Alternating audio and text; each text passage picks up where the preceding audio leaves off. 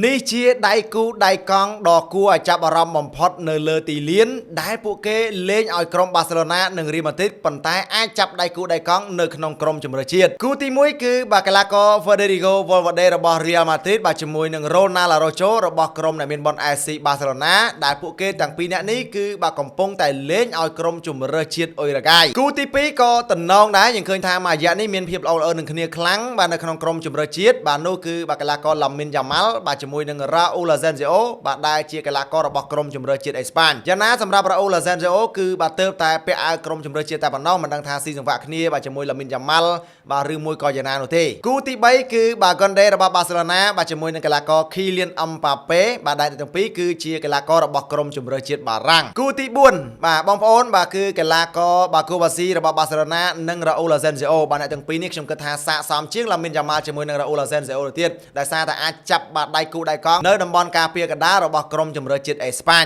និងគូចុងក្រោយបាទស្អិតរមួតដោយស្ករតាំងម៉ែគឺកីឡាករ Vinicius Junior បាទរបស់ Real Madrid ជាមួយនឹងបាទកីឡាករ Rafinha បាទអ្នកទាំងពីរក៏កំពុងតែលេងឲ្យក្រុមជម្រើសជាតិប្រេស៊ីលបាទនៅក្នុងការប្រកួតវគ្គជម្រុះ FIFA World Cup ដូចគ្នា